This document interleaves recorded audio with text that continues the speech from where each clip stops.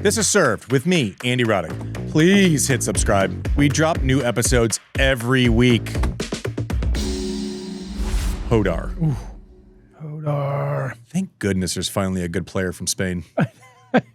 Thank goodness. It's so, about time. It's so annoying. Let's just level set. On Friday, we had that real bummer, that announcement from Alcaraz. You just, whatever the Spanish word for bummer is, you're like, this sucks. Literally 3 hours later, there is a Spanish player beating top 10 Alex de Minaur like in an hour. A teenager, mind you, a 19-year-old from Madrid. I'll tell you this, like, you look for certain score lines against certain types of players. Like if you would have, like in our generation, it would have been if you had a 19-year-old, let's say it was Del Potro coming up, and all of a sudden he takes out like a David Ferrer 3-2, you're going, oh shit.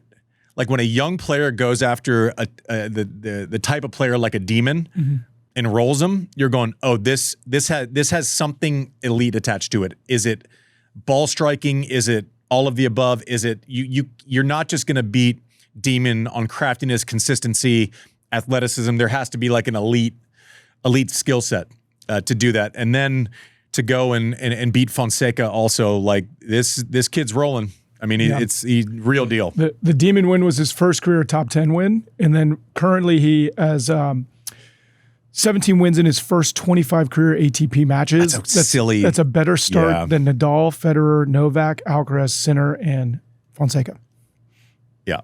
We were talking about this on Tennis Channel. Courier gets the hat tip on this. Jodar's like top 20 in the rolling rankings. Yep. Wow. So this is a big week for him. He's from Madrid. He's playing in Madrid. It's this real breakthrough tournament, but it's not like he came out of nowhere. I mean, he's ahead of like Taylor Fritz. I mean, he's top 20 in the rankings from January 1st. So, boy, what a smooth transition from college. What a revelation. I don't know if you've seen him play. He's just easy power.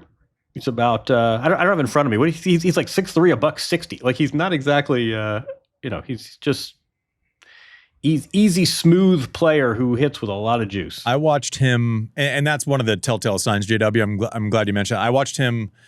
We played that thing in Dallas, and I kind of had an hour between stuff, and he was playing on center. So I went out, and I was like, I need to see this kid.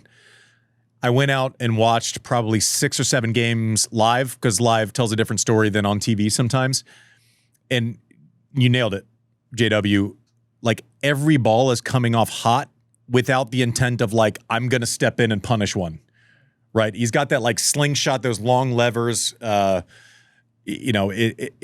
it seems like he's matching up the movement with the ability to hit it big. Because when you see someone young who hits it as big as he does, you're going, okay, is he going to be able to get in position all the time to give the ball a ride? And in February, the qualities match, the court's a little bit faster, so maybe, I don't know. And then fast forward to like late April, beginning of May, and you're going, yep, it's syncing up, and it's syncing up very quickly.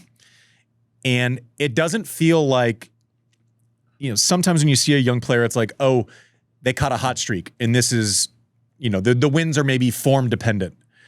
This doesn't feel form dependent. This feels extremely reliable. There's not one part of, you watch his matches against Demon and Fonseca, it doesn't feel like he's just riding a wave. It feels like this is clinical, and this is kind of just the way I am. Am I a victim of the moment, JW? You are not. And this is a guy who spent at least, basically a freshman year at UVA and said, we're good. UVA, by the way, someone had this post. I wish I could credit the person. I don't have it in front of me.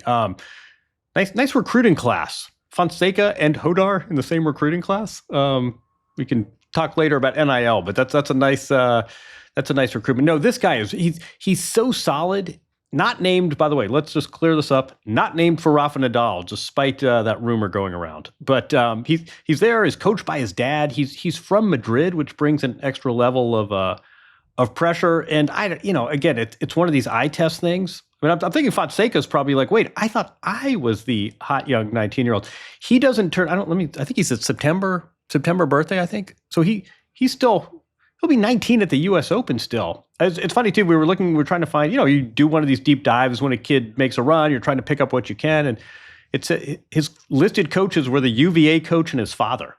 And then the very first line of his Wikipedia says like his father's not a player. So you're watching his matches. There's no agent, and there's only dad in the player's box, and dad's not a player. So I'm not quite sure sort of where he's getting this confidence and some of this professionalism and some of this court sense, but this kid has got it. And it's entirely possible he'll be seeded for more majors this year.